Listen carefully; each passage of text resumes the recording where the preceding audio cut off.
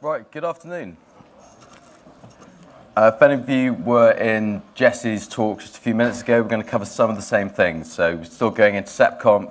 There'll be a live demo of a container breakout, but it's going to go a little bit more low level based on all the work that she's done for us at Google already. Right, so I'm Andy. I'm dev-like, seckish opsy. I'm from the UK government, although I'm speaking in a personal capacity, and security is just a line item on my job description. What are open source exploits? The vulnerabilities in commonly used open source code that can be used to gain access to a system that is not permitted. And the question of insecure containers, do they really contain? How can they contain? And how have they defended against major recent vulnerabilities? Our users expect their data is safe when they hand it over, so we ask the question, is it possible to protect all user data? Surely our users should expect some level of privacy. But we can't protect our data if there are bugs in code paths. And is bug-free code possible? Well, it seems probably quite unlikely. So by extension, is anything secure? Or to lower the bar, is anything secure from teenagers? With all these leaks of personally identifying information over the past few years, is our data even more secure than it was 30 years ago? So, this talk is about security, the anatomy of some recent open source vulnerabilities, how containers affect that security model, the CI pipeline tooling we can use to protect ourselves, and defense from future vulnerabilities. So quickly, what is security?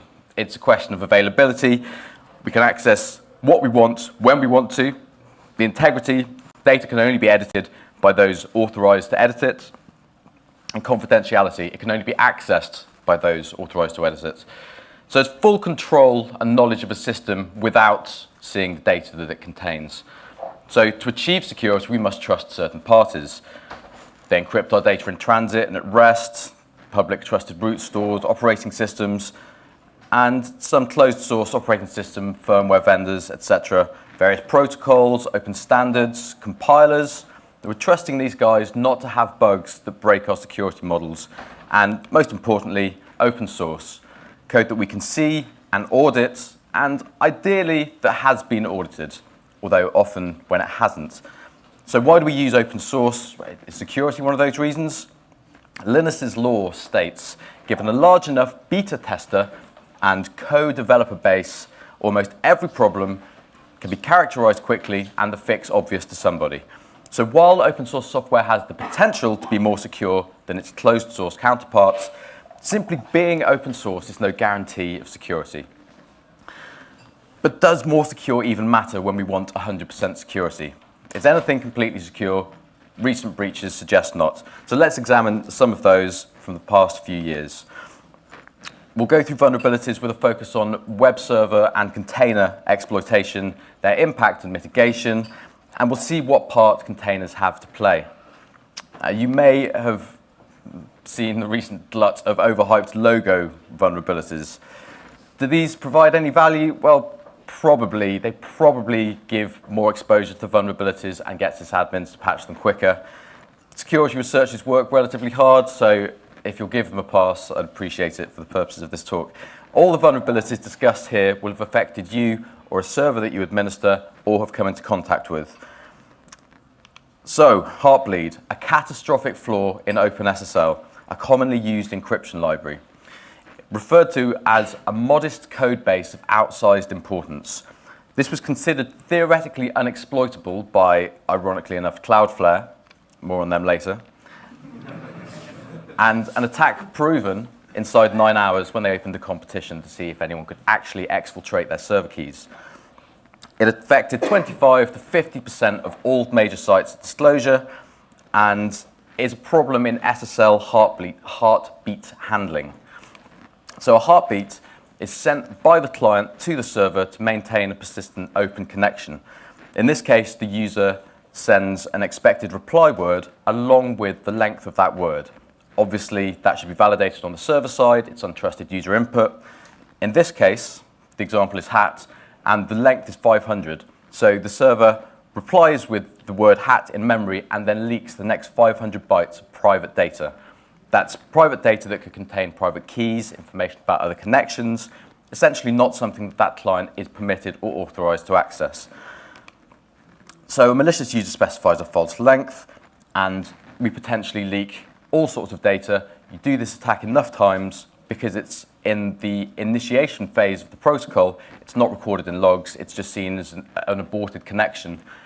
You collect enough data and you can piece together the private keys and other contents of memory. So the poor guy involved missed validating a variable containing a length, a relatively easy mistake to make, especially in C. Reading more data than one is permitted is called a buffer overrun, and this particular bug was discovered by fuzz testing the OpenSSL library with American Fuzzy Lop and another tool called Address Sanitizer from Google. A fuzzer is something that sends a huge amount of untrusted data to check code paths that potentially aren't checked by the application code. AFL is a relatively advanced fuzzer and requires the software target to be recompiled with extra code. It will then track which branches of code are followed and use a genetic algorithm to try and explore as much of the problem space in as short a time as possible. Address Sanitizer just turns memory access errors into crashes, so AFL knows that it's done something that it shouldn't have done. So the user mitigation for Heartbleed was update OpenSSL, reissue and redistribute your security keys. So the question was OpenSSL more secure for being open source? Well, probably. Even though this bug had existed for a while, the requirement of AFL to have the source code to re-instrument meant that it probably wouldn't have been found without a dedicated audit on a closed source code base from somebody using that tool. Anecdotally, many closed source vendors who didn't disclose that they used the OpenSSL library quietly updated around that time. So, containers don't really help OpenSSL. The host's memory was protected, but Heartbleed leaks process memory anyway, i.e. the web servers, so the containment is not really effective. Heartbleed is essentially indefensible with a container, as the checks are not at the right level. It's an attack on the implementation of a spec and the application itself. But containers do help, because presumably we have fast redeployment, CI/CD pipelines, and the time it takes to ship a change from test through to production should be dramatically reduced. A silver lining. So in kernel and container terms, Heartbleed is like building a castle, securing the walls, and having the guards give away the secrets. So, the next vulnerability, Shellshock, a bash shell vulnerability allowing privilege escalation. This adds code to a specially crafted environment variable, which is then executed in the wrong context and potentially privilege escalated. So while Heartbleed leaks data, Shellshock can be used to take over the host system. Some impact CGI web apps, SSHD, and basically all Linux boxes, all FreeSD boxes, and all Unix boxes post-1991, and all Macs. Basically the world for all of us here. Although Debian and Ubuntu are less vulnerable because they don't use bash by default, Alpine installs BusyBox, so you only have a bash-like. So some distributions by default were less vulnerable. Here's a demo of, well, it's a static demo, of an HTTP request that demonstrates the Shellshock bug. So on the first line, you see the user agent containing the exploit payload. We've got parenthesis and then another set of curly braces with a no-op in the middle, then closing off that initial function call. Then we execute bash, ping, ID, cat, etc password.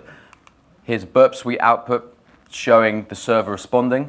Because the payload came through in a header, unless the targeted server was recording all HTTP headers, which is infinitely rare, then this wouldn't show up in the logs.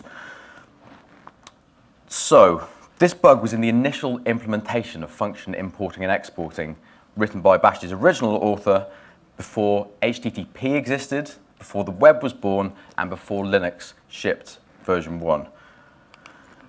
That was the 25th of August, 91. So it would be incredible if this bug was not being exploited in the wild during that 25-year window. A lot of CVEs were found around that time and finally fixed by Florian Weimar of Red Hat.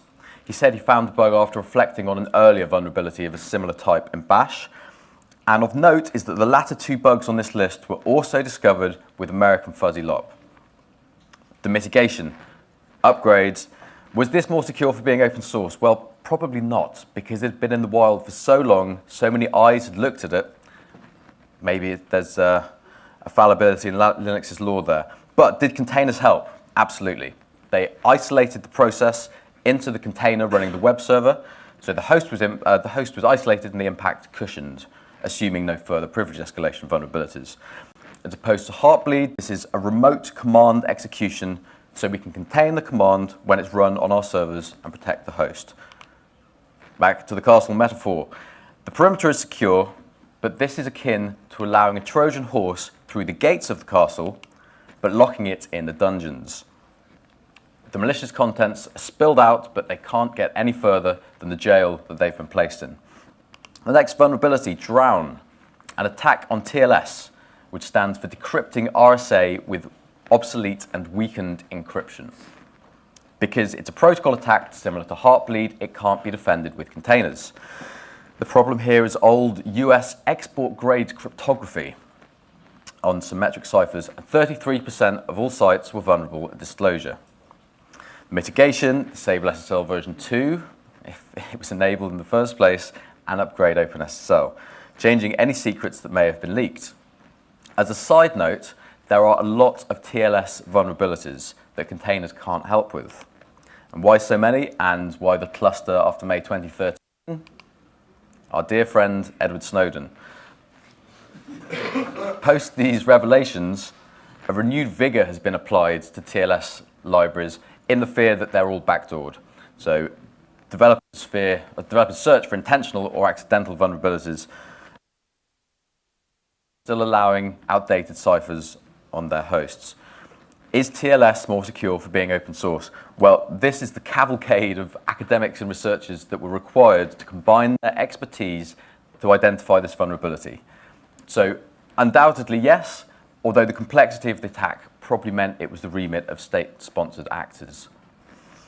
Back to the castle.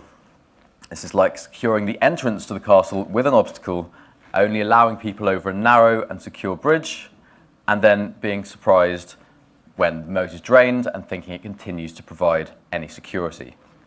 Can containers help? It's a protocol attack, and no amount of containers will help us from misimplementations or vulnerabilities in specifications.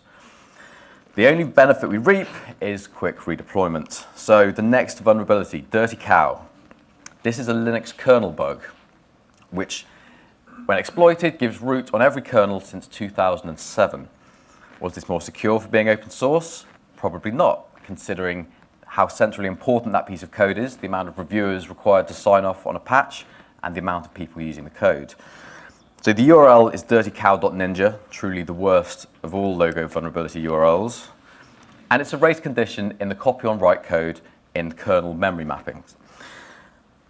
Again, it's on every Linux device.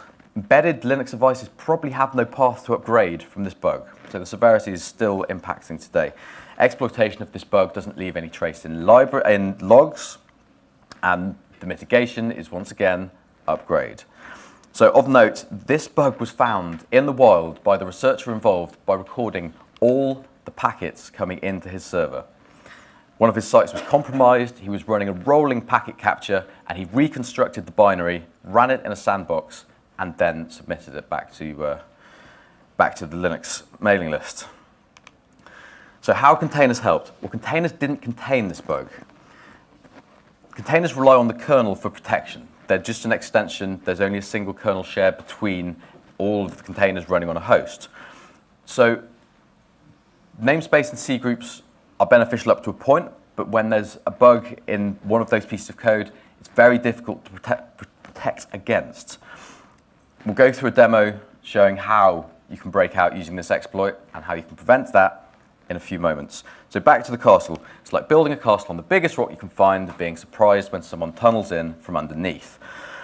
The kernel lets the container's guard down, and there's very little that can be done by default.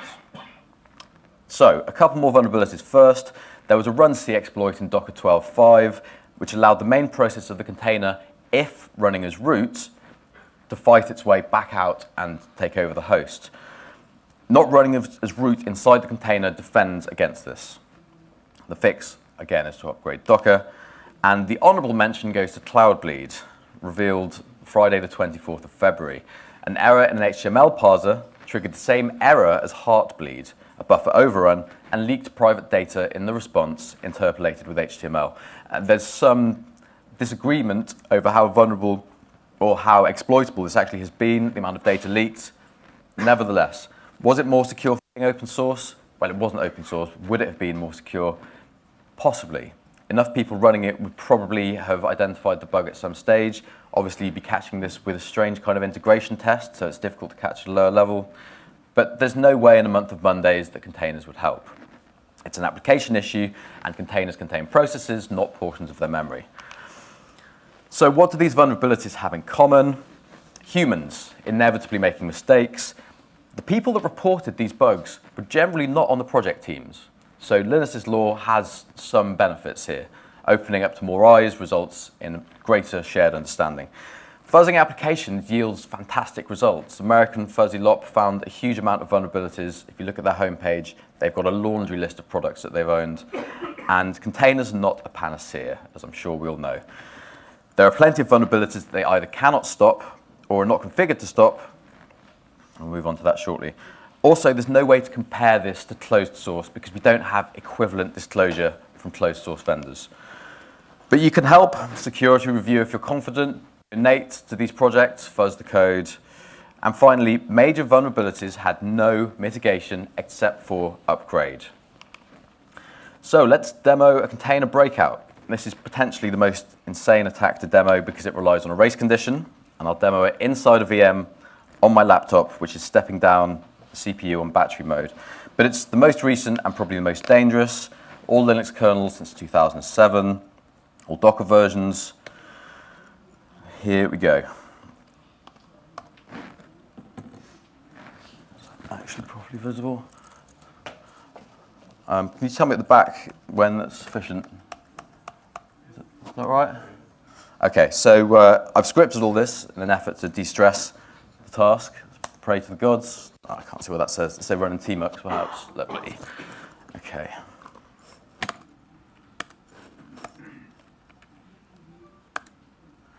Right, so this is a bit tricky. So what we have here is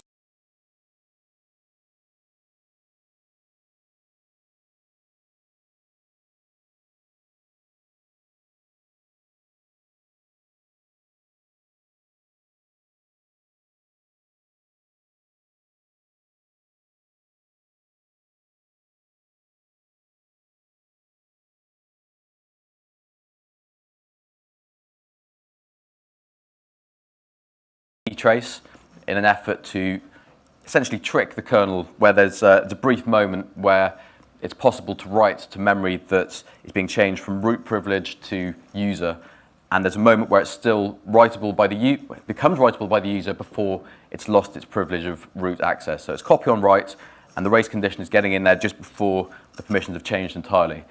In this sysdig window, we're tracing port 1234, which is where once the exploit inside the container has managed to trick the kernel, it then opens up a socket back, opens the network connection back on that port, which we'll be listening on, and so we'll be able to see the connection here.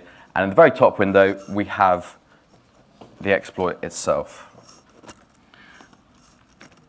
So what we've done here is build a container with the Dirty Cow virtual dynamic shared object exploit in it.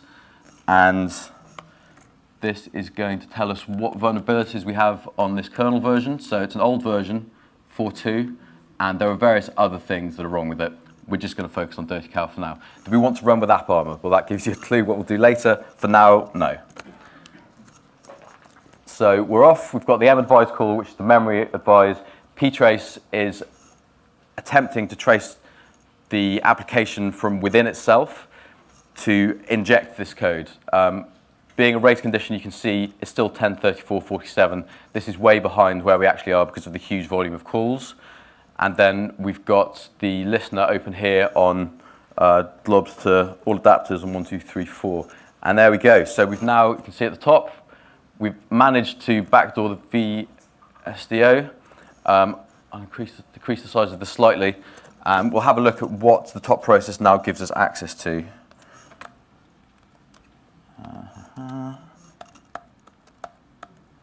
So you can see at the bottom, hopefully not yet, that file is owned by root. And up the top here, so this is within the container. And we'll be able to see, we can see the process list from the host. So you've escaped the container. We can also see this temp file. I don't know if you can actually see that. Of course.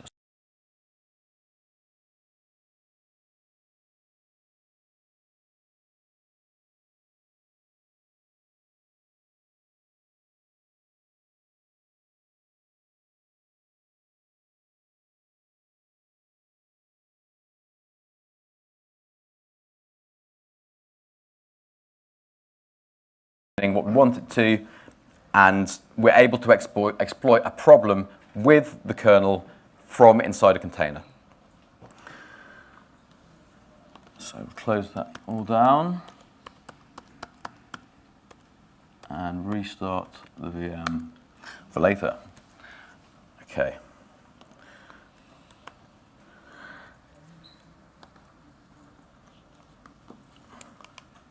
So just to recap, we can't secure everything. We know there are problems in software development. Even the most dependent upon open source libraries that we know and love have vulnerabilities when experts are working on them. And humans will always make mistakes that will always generate bugs. We know there are problems in software. Nothing is entirely secure. And the cost of things like formal specification for all code is too high. Otherwise, we'd see greater adoption. Security struggles to keep pace with the cadence of DevOps delivery. The DevOps revolution means that speed sacrifices security generally as the first to fall.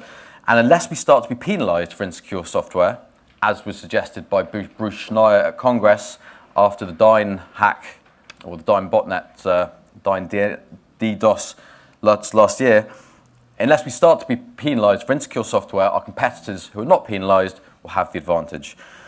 So speed of shipping features is a competitive advantage, and we're not going to win anything by slowing down. Going back to software, is it possible to write bug-free code? Only with sufficient time. Conformance to a specification does not guarantee the absence of exploitable bugs. There's quite a lot here and probably too much to go through now, but NIST has published an analysis of state-of-the-art on how to reduce software vulnerabilities, which is deeply fascinating. I'll leave these in here for posterity. Essentially measure software quality, use good teams, and measure the cost of quality of what you do. There's also a wonderful secure programming how-to by David Wheeler. This is all free. I'll publish these slides afterwards. So essentially the NIST paper, which is worth reading in its entirety, summarized: measure stuff, write good specifications, use good people, treat them well, test stuff furiously. There are these are applicable to open source and enterprise. But if we agree that humans are fallible, and at some point we'll see more epic open source failures, there must be something we can do to prevent or to protect ourselves preemptively. So from that list, resilient architecture is the one that stands out and probably the one of most interest to us today. So let's examine vendor best practices with a view to the container. So we know these are the things containers are good at. Is security to this list? Well, the integration with advanced kernel security features is a relatively recent addition to Docker. So are they bad at security? There aren't namespaces for everything. The daemon running as roots, age-old criticism, which is changing.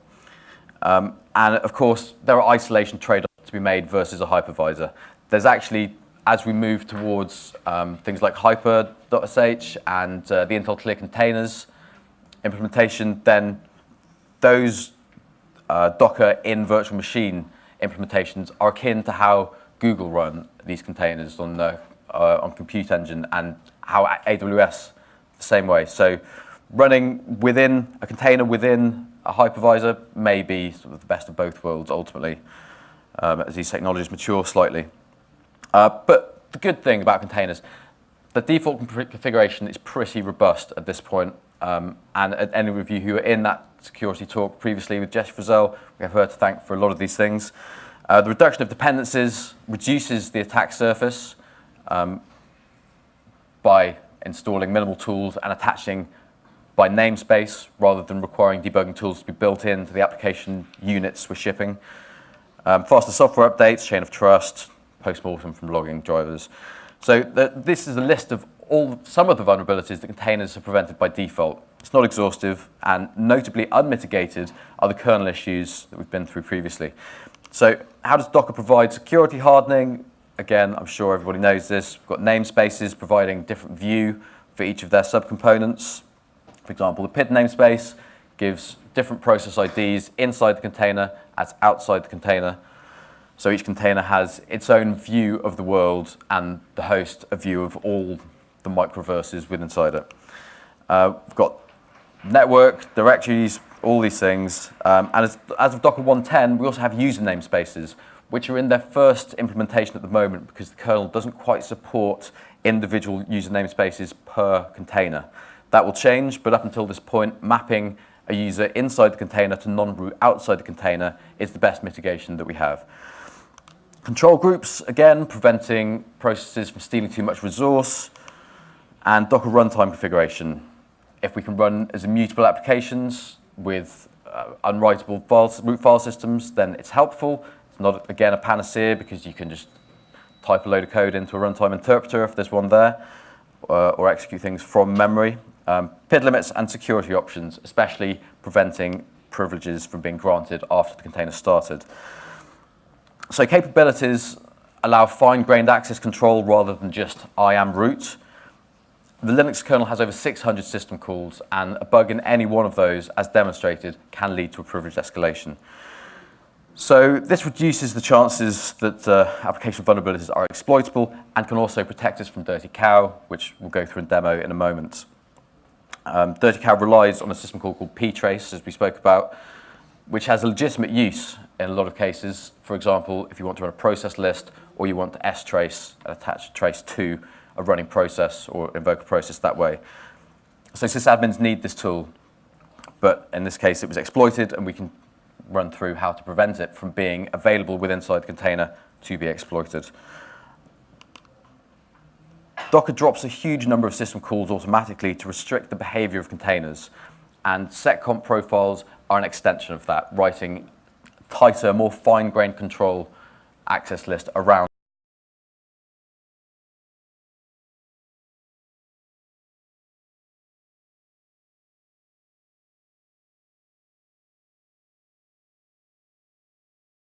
ships. The GR security extended the kernel and also doesn't run libc, also doesn't run bash by default. So moving applications to Alpine gives you a large amount of free security. Obviously contending with running musl versus libc is something that may be dependent upon what you're compiling and putting into your containers in the first place. System policies and syscall whitelisting, these allow fine-grained access control to system calls. Seccomp is the most comprehensive. AppArmor and ST Linux are Ubuntu and Red Hat specific, and Tomoyo is its own set of kernel extensions. So who uses security policies? Not very many people, it seems. Thank you. In general, from the RedMonk survey, this comes in about 24%, considering they are the line of defense against unknown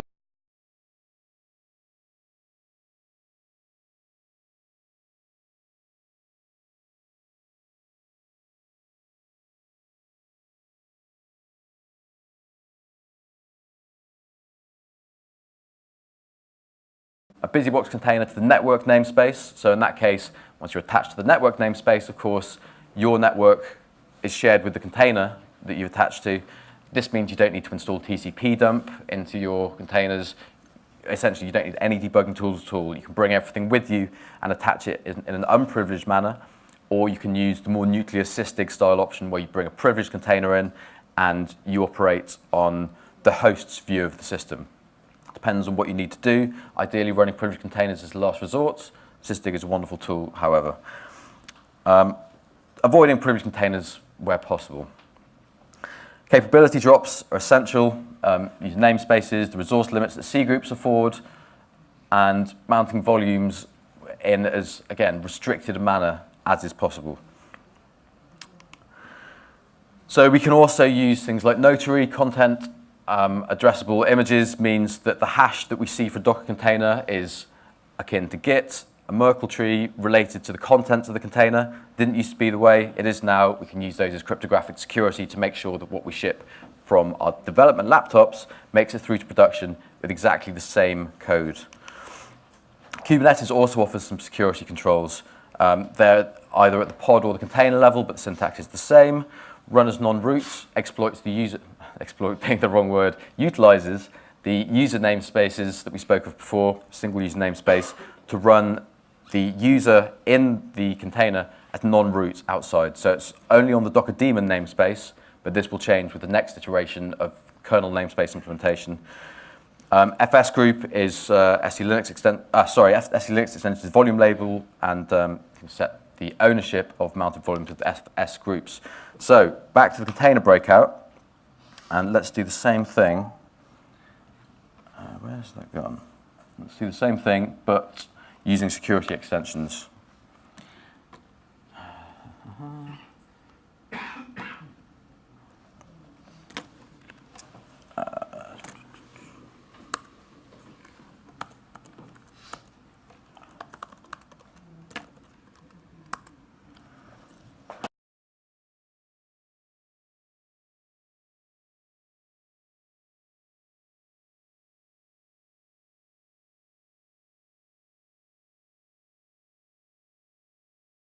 What the daemon can do. It's fairly generic, but it covers a huge amount of cases. Unfortunately, in the case of Dirty Cow VSDO implementation of that vulnerability, then the ptrace system call was used. So going through the same list of vulnerabilities,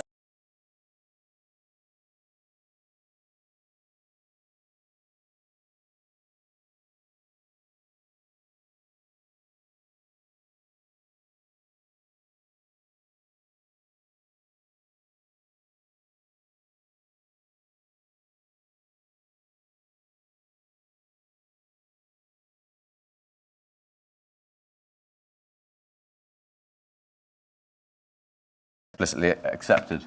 And all we're going to do is comment out that call.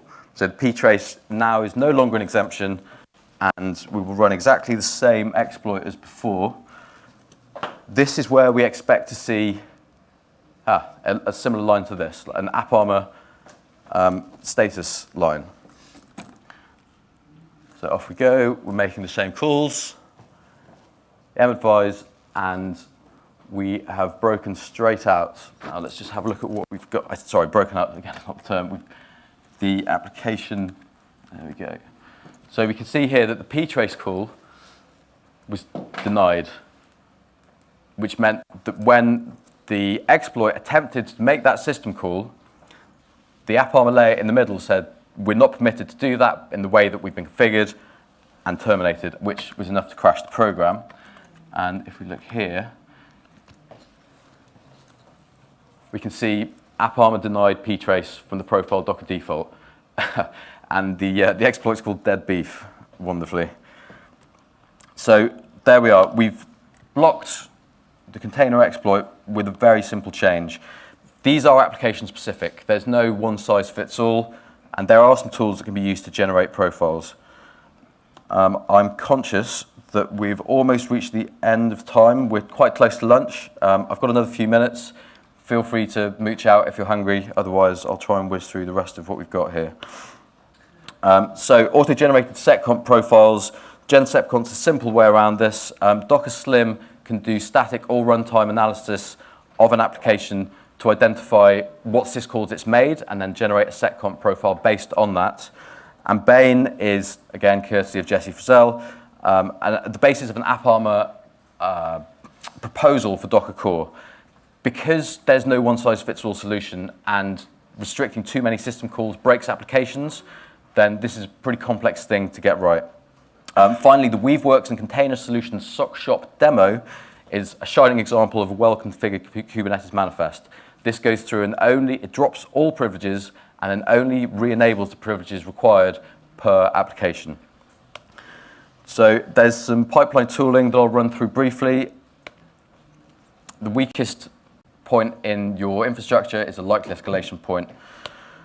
So Leaky-secrets Prevention. Again, these slides will be published, so I'll just whiz through these quickly. Trufflehog searches for keys by looking for entropy in strings. It's good for finding random strings, but doesn't find AWS access keys. Git secrets is from AWS Labs. It finds AWS access keys, but doesn't search for broad entropy and requires a lot of regex configuration. So the two of them in parallel are probably the minimum required.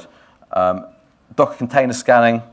You guys probably know most of these, pulling vulnerabilities from the NIST vulnerability database.